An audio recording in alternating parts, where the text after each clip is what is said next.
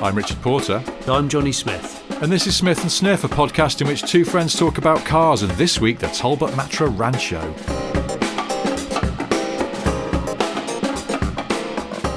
I need to start this show with a couple of apologies. The first one is, last week I was talking about how my Land Rover Defender had wounded me when combined with a sprightly run and had knackered my left calf because it's heavy clutch. Clutch calf. Yeah. Which sounds like a kind of very small leather bag that a lady might carry to a formal event. But in my case, just sort of agonising. So anyway, I been stretching and rolling out the calf and just generally not running, looking after it, and all felt fine. Went for a little run, no problems. So started just sort of running again as and when. And then yesterday morning, went for a bit of a brisk early doors run. Beautiful morning, crisp, cool air, sun was shining. It was lovely. And my bloody calf went. But the other one, the right one, which leads me to think that it wasn't really related to my Defender. It was related to being an old fucker who shouldn't be running about so much. Hang on a minute. Are you apologising publicly to your own car? Because that's the impression that I'm getting. Yes. I suppose I'm. Yes, I am. Which is a little odd. It's a bit odd, isn't it? Yeah. Can I just claw it back by just saying that I don't call cars she, in that way that. No, I don't. Burks do sometimes. Oh, she's got some grunt. What'll she do? It's not a woman. It's a car, you tit. Yeah, my daughter keeps asking which cars of ours are what gender they may or may not be. Yes, but she's a child. That's okay. There is a caveat. Yes, she is definitely a child. Children anthropomorphise things all the time. That's all right, but then they should grow out of it. They shouldn't be a 57-year-old man who's going, oh, she's got a bit of poke. I think there's one exception to that rule. Go on. Traction engines. Steam traction engines. I feel like they are old enough and strange enough. They are strange, aren't they? They're so beautifully strange because they just look like an industrial revolution factory on wheels, and that's why I think they're brilliant. So I almost think that they are allowed to be called a he or a she, because they often have names like a steam train. They're called, they do, don't they? Yeah, they're called Delilah Sovereign or something. Yeah, Betsy Collins. Yeah. Who? What? Eh? I always associate traction engines sort of somehow with being a kid, not because I grew up in the Industrial Revolution so much that there used to be a traction engine rally near where I grew up. Yeah, me too. We'd go and see it when we were a kid. I guess there were. It just feels like I haven't seen a sign for a traction engine rally for like 30 years, but I feel like there was one every week when I was little. As soon as one is allowed to be put on again, can we make a pact that we go? Well, and we take a camera or a microphone with us. But under the sort of current guidance, I don't see why one couldn't happen, because they're pretty socially distanced, because most of the people who run traction engines are kind of loners, and all that steam might be quite cleansing. There's also and also because these machines are coal hungry, I've noticed there's a colossal amount of BO being bandied around. Yeah. If it's a weekend event, keeps a distance. Yeah, it's in the summer as well. It's a summer weekend event, and most of them have caravans which don't have their own shower or toilet facilities. So you're like, oh well, there's just going to be some amazing Industrial Revolution bobo going on here. Yeah, would it kill you to just do a wet wipe shower or something in your caravan? Well, I mean, they're blithering on about the heat wave happening this week. So if we could crack on and get something organised for this coming weekend, then that'd be smashing. That bloody would. Actually, I had a double win on the traction engine front because I grew up in the northwest, and occasionally Fred Dibnah would turn up to traction engine rallies. In fact, we saw him once on the road. We saw him in Moberley, which is a village in Cheshire, going along on a traction engine. Just on a day out. It was really exciting. Yeah, I don't know. Yeah, probably just going to get the paper or something. Did he used to have like groupies who were probably men and women actually of a certain age? Yeah, I'm going to say mostly men. Like where Tom Jones was getting knickers thrown at him, I think probably Fred Dibnah. What was Fred getting? Reading glasses. pints of real ale, cigarette cards, flat caps, loads of flat caps. Oh, He ended up just selling them on a stall at weekends because he had so many of them they'd been thrown. How do we describe this to any listeners who are not from the UK or Fred who Dibnah? are under 30? Where do you start? Like, imagine the most northern man you've ever imagined in your life. That's him. And also, I watched a documentary about him once on the TV, and he said the most hauntingly sad thing I've ever heard in my life, and it's lived with me. This was like 20-odd years ago, and it's lived with me ever since.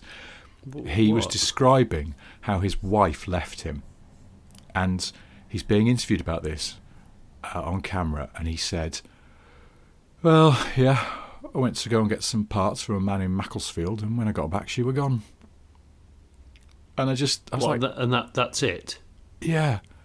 But I didn't even know his wife had left him. From a man in Macclesfield. It's like Victoria Wood couldn't write a line that hauntingly sad. Yeah, sort of so sparse and functional, and it makes me so sad for him. And he seemed all right about it, but that's probably because, He was married to the machinery. He really was. It's a good name for his autobiography if he was still with us. I wonder, has he got an autobiography? He must have an autobiography. I'm sure for context, I've just realised as well, if we are explaining Fred Dibnah, he was actually a... what do you call them? The people who bring chimneys down? He was a steeplejack. Yeah. He was a demolition expert, and that was what he became notorious for in the papers and on national news and stuff.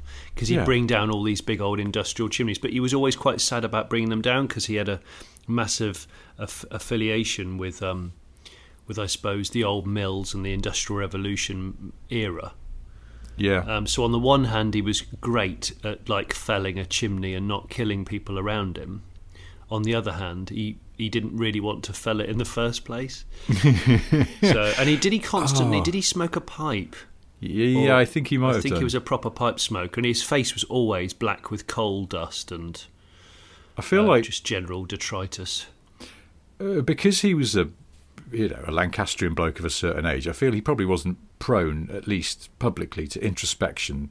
He was very much a no-nonsense sort of guy. But if he had been, you could have made a really solid, interesting documentary or book out of what you've just described. Dibnah's dilemma. He must destroy what he loves. I think Fred Dibnah, in a world now where sadly it seems that and this is quite serious, male suicide seems to be really on the up, especially younger men, men under 40. Yeah. I actually think someone like Dibnah, if he was still alive, someone with his temperament, could be like a really good counselling buddy, because he'd just tell it like it is, and he'd almost make you go, yeah, actually, why am I doing that? Why am I thinking that? Yeah, let's just crack on. And let's make a fire in the garden. It's a good point, isn't it? I feel like Fred Dibnah's the kind of bloke who, after knowing him for barely a few minutes, he would manage to make me cry with his warmth and no-nonsense advice. Definitely. He's just... Can you imagine him putting his arm around you? He's made you a brew, and he puts his arm around you and says, don't worry, it's going to be all right. And then you go out and you make a fire. And you sit by the fire, and for a while you don't really say anything, but it doesn't matter. I can imagine if you turned up at a steam rally and you were with Fred Dibnah, it would be like just turning up to the Glastonbury Festival with Keith Richards, just casually, and just it's stopping the entire event dead. And I'm saying that because I'm sat about 3 miles away from Glastonbury as I speak, so I'm feeling quite. Because you're in Zummerzad. I'm in a rented house, like a holiday let thing, with very thin windows, and it's near a road, and it's not. I think it's because my wife's in the other room. I feel like it's not unfair to say it wasn't as described. I was hoping for some more idyll, and what I'm getting is a lot of TDI, actually, in the morning. A lot of TDI? Yeah. Because I forgot, I haven't lived in Somerset since I was 18. I think Somerset people do like a thrifty diesel. there's a lot of rural communities, and they do like, a hardy, clattery, long-lasting diesel. There's a lot of them about, and there was one this morning. It went past. I had to chuckle. It was a Citroen C5 Estate, and it would have been HDI, right? Wouldn't it? I think probably. Yeah. It went by, and you couldn't see anything after it. Anything, but it was white smoke, so I think engine failure is nigh. Ooh, yeah, that's not okay. Yeah, that's just failures on the horizon, isn't it? I did chuckle, but at the same time, I thought, that smoke is lingering for a really long time. It's not just 3 seconds and it's gone. It's not that kind of smoke. And it's got an acrid quality to it. It really gets in the back of your throat if you breathe it in as well. Horrible. I was wondering about this the other day, and what currently is the worst driven car on British roads, and I sort of feel like it's still the Citroen Picasso in all its many varieties. What, the original, the Zara Picasso? The Zara Picasso particularly. You see all manner of fuckwittery from those, and it's very easy. People go, it's Audis, it's BMWs, and it's like, no, it's not. It hasn't been BMWs for years. And Audis, yes, there's a lot of actually, there is a lot of Belendery in Audis, I think. A lot of Belendery, but just bad driving. Like that sort of almost an Audi up your arse is willfully bad driving, whereas Zara Picassos you see being driven in a manner which suggests that the driver has simply no idea how much they're inconveniencing other people or putting them on edge by their inability to stay in a lane or indicate, or that thing that people do when they're just so crappingly stupid and selfish that they just stop wherever they feel like, because whatever they're thinking about and doing is the biggest issue in the world, except it isn't. Well, that's what certain people do in the doorway of a supermarket. So you get your list out your pocket, or you get your phone out with your list on, but they stop right in the actual doorway to look down at the list and go, right, first things first, cabbage, okay. And it's like, you're in the middle of the doorway. No one can walk around you. Everyone's got to wait for you to look at your list. That's just ridiculous. Yeah, I don't know. I always feel like it's a Zara Picassos are interesting. I mean, I like Zara Picassos because I think they're wonderfully utilitarian. And there's one of our friends who drops their kids off at school has one, and it's properly worn and baggy, a bit like some very comfortable slippers. And she makes no bones about it. She's like, it owes me nothing. It won't die. I like it. I don't like the fact that people drive around, they feel they've got to peacock with, I don't know, displaying their wealth with their vehicle. Yeah. And she bucks that trend. However, but also the Zara Picasso is now synonymous with Ronnie Pickering, the internet sensation, slightly gammon man. Yeah, but he typifies the Zara Picasso driver because he's obviously a tit. So I don't know, that's unfair. I think actually Zara Picasso drivers aren't tits. I think they're just. It was really good car casting, whether deliberately or not, that they gave Uncle Bryn in Gavin and Stacey a Zara Picasso. Yes, because he's exactly the kind of well-meaning sort of chap who knows absolutely bugger all about cars and is probably, by extension, a fairly hopeless driver because he's sort of not interested in it and it's something he does to get around. But he has a sort of jolly can-do attitude towards something that he's conspicuously incompetent at. And he very much sort of sums up the spirit of Zara Picasso for me, based on the sort of the stuff that you see out on the roads. Not so much around where I live, weirdly. It's almost like there's pockets of them. Because I was down in Kent and there seemed to be quite a lot. There's a few round here, and I would say there's two types. There's either it was bought in bad condition anyway, and it's going to be run into the ground, and probably there's a lot of dogs involved. Sort of a really quite downtrodden dog car. And then there's the other one where it's functional, but driven by quite an earth mother. Yes, a woman that lots of natural products, enjoys interesting drapey kind of clothes. Yeah, a lot of very long skirts. Yeah, and those very small Indian chimes as a bangle around the wrist. Yeah, and maybe a dream catcher hanging from the rearview mirror. Now I see you on that one, and I know the kind of person you're identifying here, but I'm going to say that for them, car-wise, Picasso is beaten by Berlingo.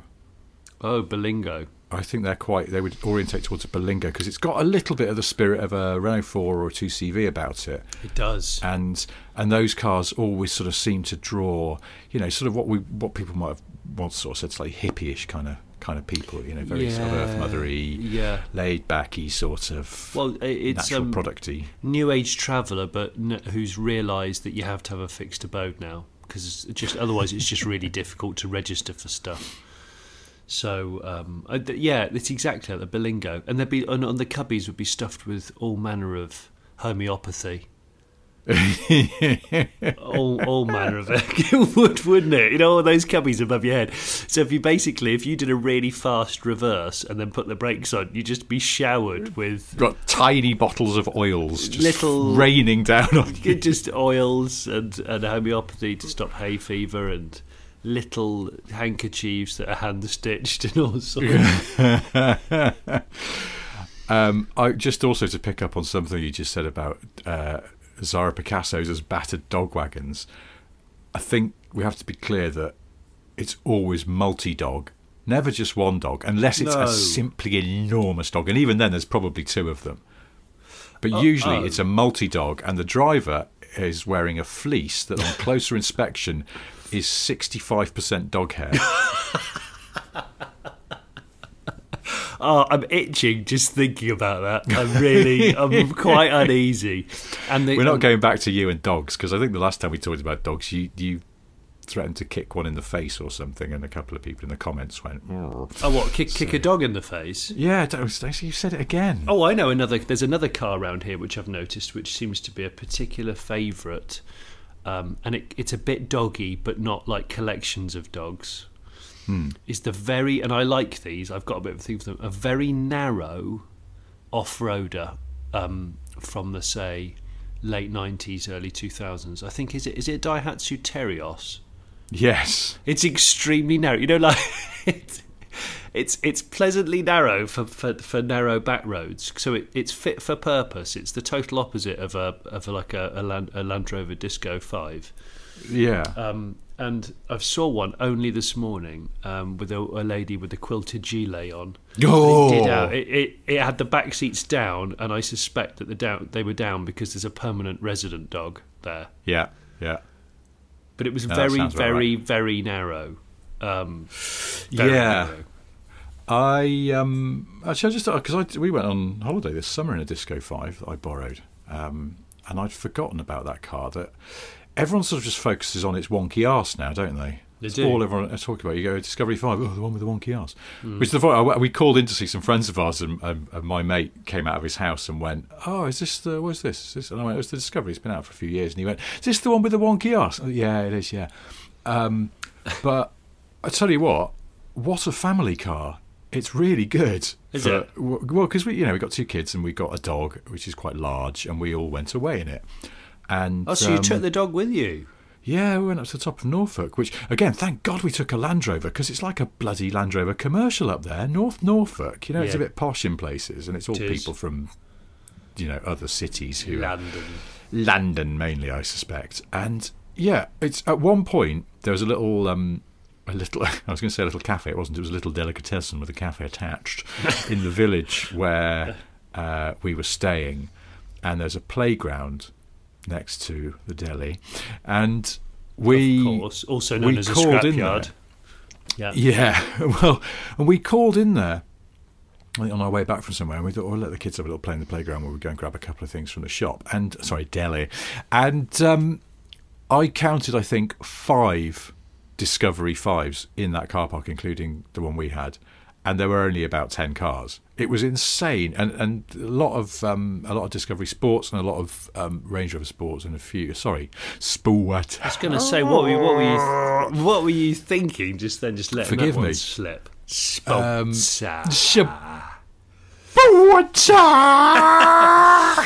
the one where the wife shouts out? Yeah. "Hey, Len, are you going to get in the sports? Oh, in fact, speaking of which, sorry, I'm just doing what I did on our holidays, because we also went down to Kent last week for a night in a teepee, bit of glamping, which was actually really nice. You know how I hate camping, but it was really good. We took the Jag for that one because we didn't have the dog with us, and we could get things in the boot. Listen to you, you're just like a non-stop talking overheard in Waitrose at the moment. I know. And of course, we went down to Kent in the teepee, but we took the Jag that time. And no, but do you know how Kent? It's like, obviously people always go, Essex, Essex, sort of people who are from the east side of London who've done all right, retired cabbies in there. But there's a lot of jingle jangle in Essex. But actually, the jangle travels with the prevailing wind across the Thames estuary into Kent.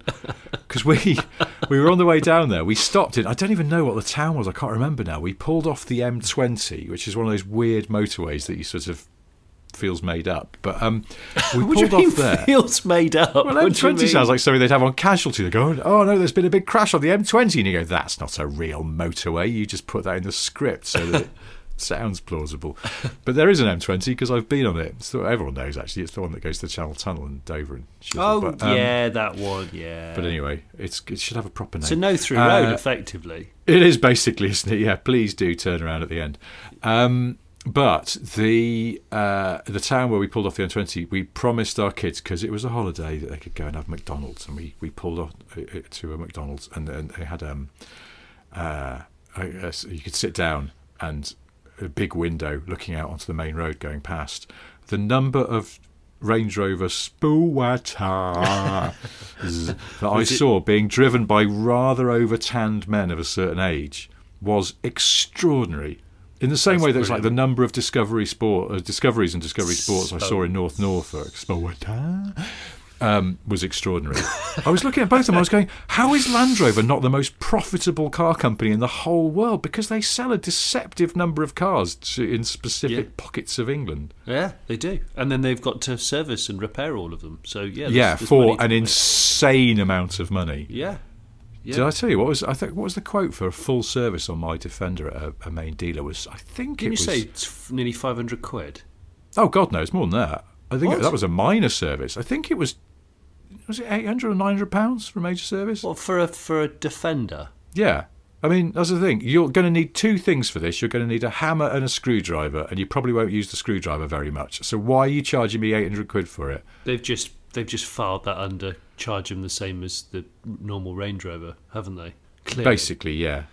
What's weird is the Range Rover pulls everything up, I think. I did a double take 2 days ago because I was just travelling into Taunton, and a Huey edition Defender pulled in front of me, the same colour as yours, 15 plate would it have been? And but it was I didn't clock it at first, but my dad said, oh, hang on, has Richard got the van version? I went, oh yeah, God, my dad's on it today. Wow. He noticed the lack of back windows, but it was a last edition van, commercial, whatever you want to call it, which was probably a lot of money for a van. Hard top, I think they called it. Well, I think they're about 28 grand, maybe. I forget now. They probably quoted the price with no VAT on it, though, didn't they? Because of course, no VAT. No claim the VAT back. Yeah. Where were we? We were somewhere else before this, talking about something. Oh, yeah. I still owe another apology. I did the apology to my Defender, which I now realise was weird, and thank you for pointing that out. But I owe an apology to you as well. Do you? Yeah, because I misled you. Last week we were talking about how I'd got a new neighbour who'd got an old Toyota Corolla that I was slightly fascinated with because it was tidy for its age. Yes, it's the three-door one. That. Yeah, and you said, is it the Bug-Eye? And I went, oh yeah, it is. Well, it's not. I was talking out my arse. I realised I'd only seen that car from the rear and the three-quarter, and I guess maybe they didn't change the front wings. So from that angle, it looks like it's got the bug eyes, but this week I finally saw the front, and in fact it's the facelift one, which is slightly more attractive, relatively speaking. So yeah, sorry for misleading you about that and talking nonsense, but the reason that I really bring this up is because I had an email in the aftermath of our last podcast from a guy called Greg Hewitt. Hello, Greg. And he says, Dear Smith and Sniff, I was listening to this week's podcast when Mr. Porter drew attention to an ex-reg Toyota Corolla 3-door that had recently moved into his street. Upon hearing this, I serious? thought to myself, yeah, seriously, honestly, it's a genuine email from Greg Hewitt. Upon hearing this, I thought to myself, a friend of mine has an X-Reg 3-door Corolla, as someone who pays too much attention to such things is prone to do. Living in Highgate myself, which is just up the road from where I live, and my friend being local too, I thought, hang on, doesn't he, brackets Richard, live around here? And chalked it up to chance. A moment later it hit me, wait a minute, my friend just moved house too. This felt like too much of a coincidence, and I am really curious to see if it is in fact her car you were talking about. She very kindly sent a photo of the car in question, and I was wondering if you'd be able to identify it. Well, I looked at the picture. It's taken on my street. Oh, is it? And from the angle, I think it's been taken from the front door of the rented house where the new people have moved in. So Greg has contacted his friend and gone, could you just take a picture of your car, please? I dread to think how he's explained it, but basically I think he's had to say, someone who lives around your new house is talking about your car on their podcast. And I find that so weird that I think I'm going to have to move. That's amazing. It makes me slightly uncomfortable that I've inadvertently stalked somebody. But all is not lost, and it's not a completely embarrassing situation because we have fresh information as well about the Corolla. Greg goes on to say, if it is the right car, you guys are indeed correct. The car is a hand-me-down from her grandparents, who owned it from new.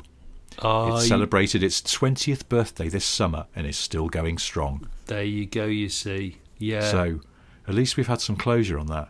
He's also said, I haven't asked her myself if you could have a go because I find the idea of the awkward cold call too funny. That's the power of Smith and Sniff. I feel like the power is gaining. Traction is gaining. Yeah, I suppose. I find this both excellent and weird at the same time, and it's a kind of new emotion in a way.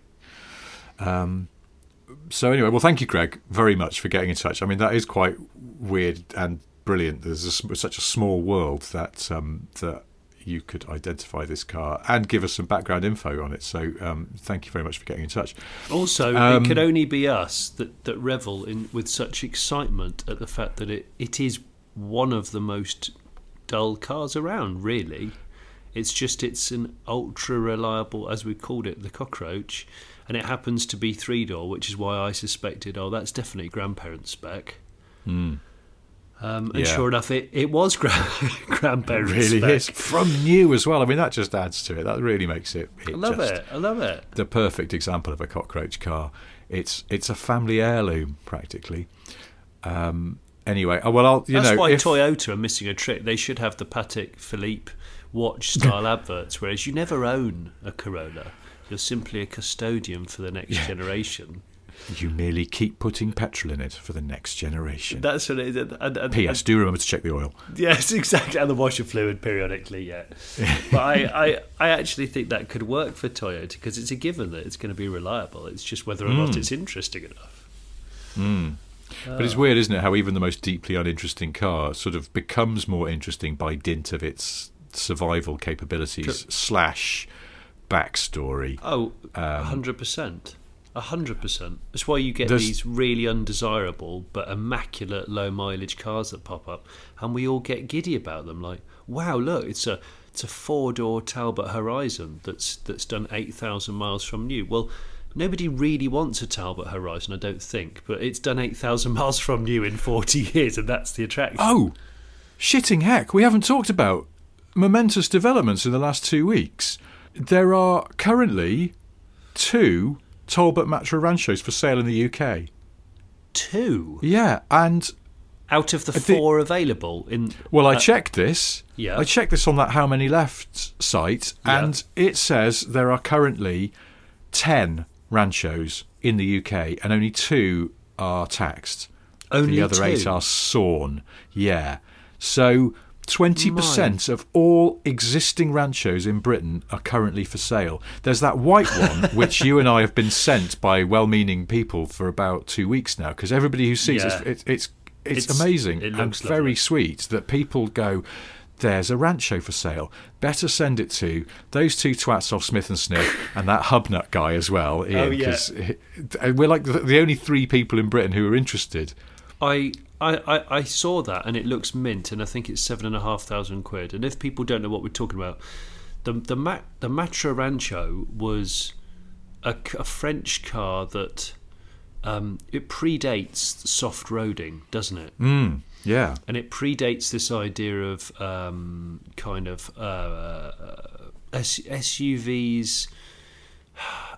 that don't necessarily go off road. You just get the high up look and the adventure feeling surrounding crossovers. Crossover. And they were, I suspect, one of the most profitable things about them was that they sold the rights to make die-cast models like Matchbox toys and the other little toys, which I forgot the name of. Dinky. It might have been Dinky. Corgis. Corgi, that's it, Corgi. Because I've got two of those Corgis, because I've got my original one from childhood, which is red. But then I've got a green one in a really battered box that I bought to give to you on your birthday as a backup in case the thing I wanted to give you didn't turn up, which was that. Oh, you gave me the S class. Yeah, you gave me the 500 SE or SEL. Because that was the car that came out in the year you were born, and the Rancho didn't. But I just thought I'll have a backup Rancho because I know you'll like it, and I've still got that. I shouldn't have told you because I've given it to your birthday next year. I was going to say you could just wait until February. Yeah, because I deliberately haven't opened the box, so I was like, well, this will make a nice gift at some point. Anyway, but yeah, the Rancho with its wheel arch extensions, and it had spotlights by the base of the A pillars. That's right. Just fantastically cool, and big roof bars and all sorts of bits of cladding. And it was basically stepped roof, stepped roof like a disco, like the Discovery. Before disco. Yeah, it was 10 years before the Discovery, probably. Yeah, even more, I think, because I think the Rancho came out in like 77. I think did it originally? Yeah, but it's a cool. It's even when you find out it's not four-wheel drive and the engine is just a bit of a Simcoe clatterbox, you still, I think, bodily and the functionality inside of the layout of the seats and everything, and that kind of coachman seating position, I just think it's awesome. But when people send you adverts for them, and very rare they are, I keep having to reply to people going, I really like Ranchos, but I would never own one in standard form, because the whole attraction for me for a Rancho would be to do with it what it probably should have always been, and that would be I would resto mod it. And I think we've had this conversation on a previous Smith and Sniff where I said I convinced Robert Singer that I was going to send him one and make him do it. Rob at Singer, not Robert Singer. Not Robert. Entirely different. I don't know who Robert Singer is. Rob. Just a bloke that you met on a bus. Yeah, exactly. Rob Dickinson at Singer Porsche Cars off of America. Yeah. Out of £1 million delightful nine. Well, they're not. Are they £1 million? They probably are if you have a few options on them, aren't they? Well, by the time you've got a cigarette lighter and a passenger mirror. Yeah, we've had the cigarette lighter bespoke wrapped in calves leather to match the steering wheel or something. Yeah, they'll do anything you want. But so essentially, you should still buy one of these Ranchos, but then just put it away until you've got £1 million to be able to have it shipped to California, so that Robert Singer, Singer can have it have it resto modded. Don't tell everyone, but you've won the lottery. No, I would tell everyone, I think, but I when I do buy one, I'll buy one from France, and I'll buy one with a doggy engine, and then it'll be left-hand drive.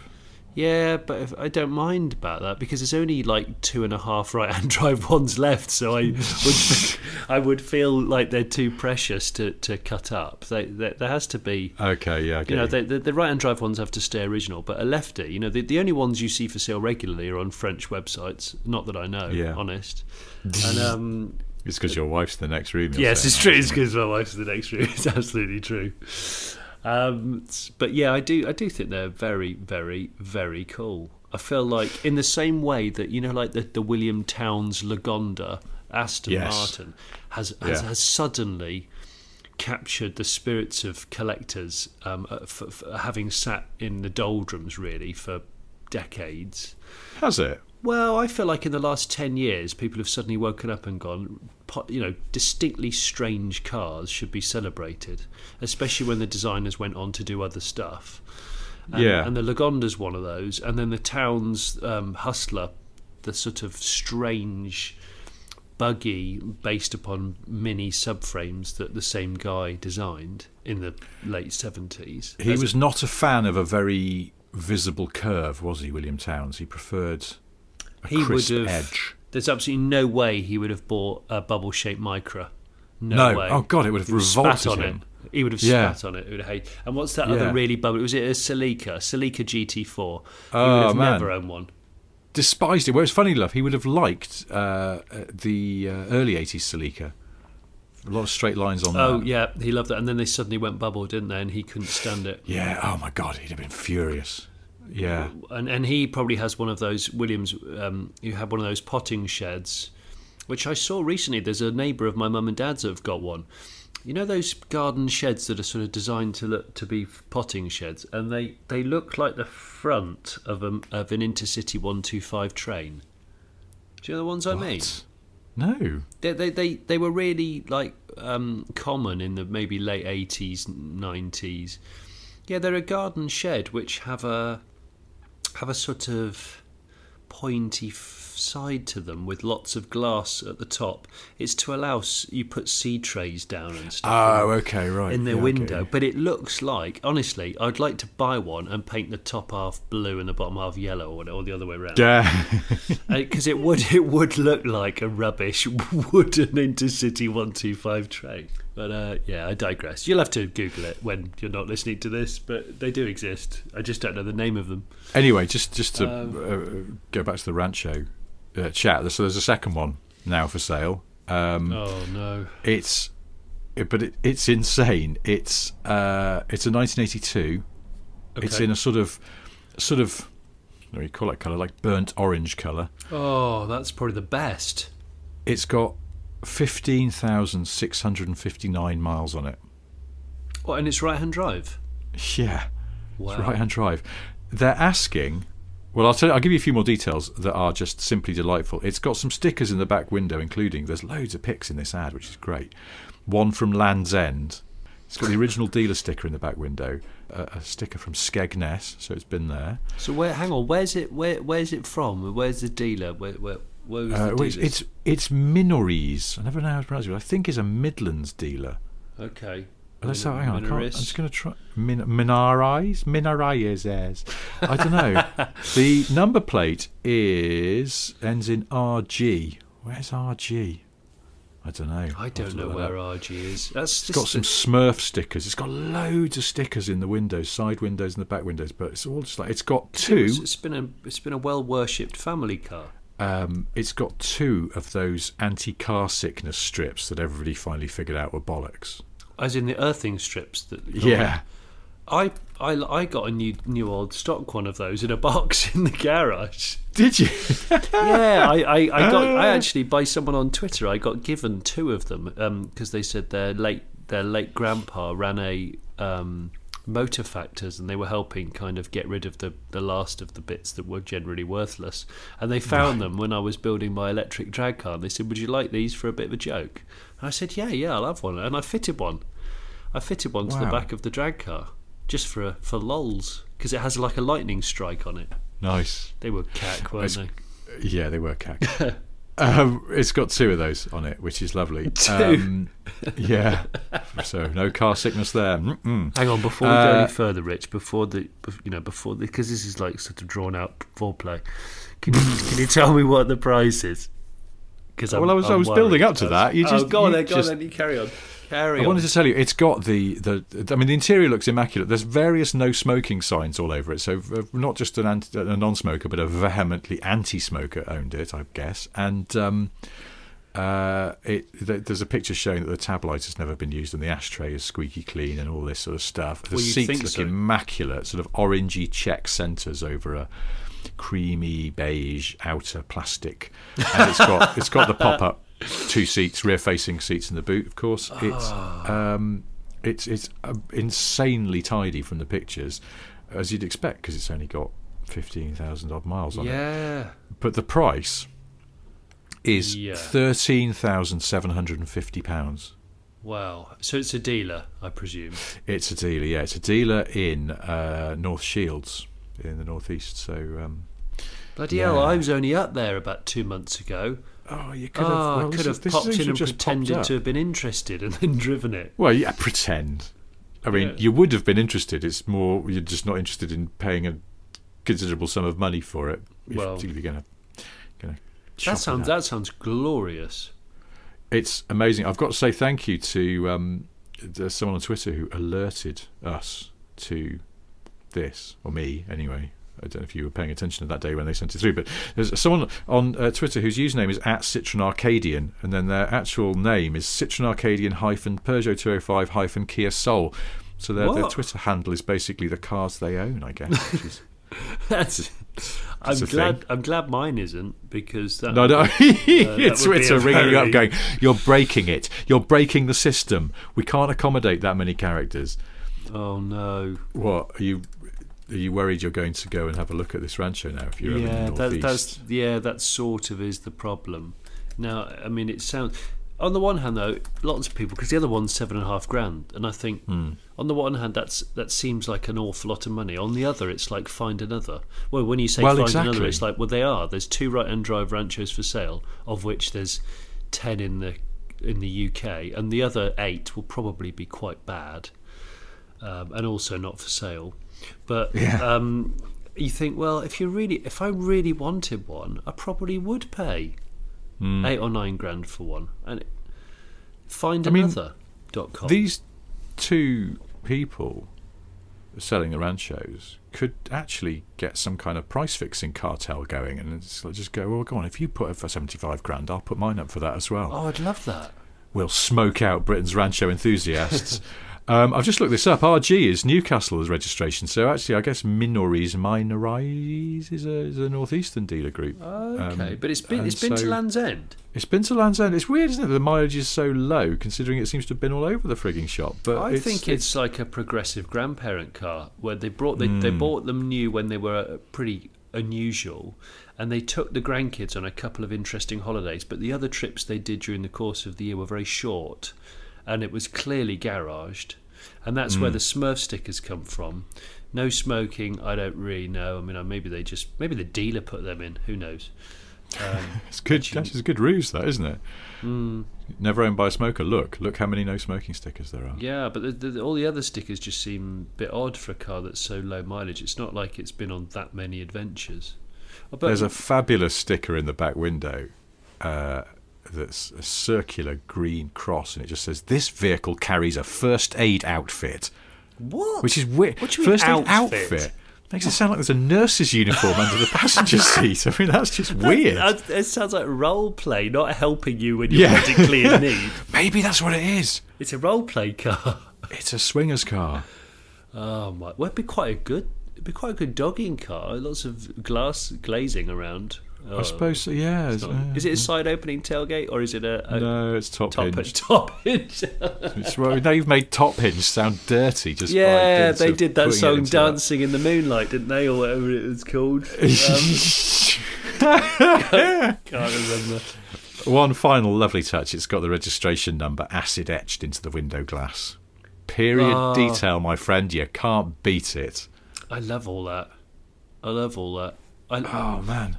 There's something very special about buying a car off somebody who's had it a really long time and has completely worshipped it, and the detail is everywhere in the services, the organisation of the service history, literature, the way in which the interior has been preserved, the tool wrap and the spare wheel set up. Oh, lovely. Oh, that my little Fiat, the Polski Fiat that I bought was like that. That was very nice indeed. A total pleasure. Just one final detail which may push you over the edge. It's got a tow bar.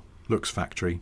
You could tow a small trailer with it. If there's anybody who wants to sponsor Smith and Sniff out there, instead of asking for actual money, we'll just have a Rancho a year, please. It might be a little bit easier for us to deal with in terms of accounting. Yeah, can we just be gifted in immaculate older cars that aren't actually as desirable as people think? How about that?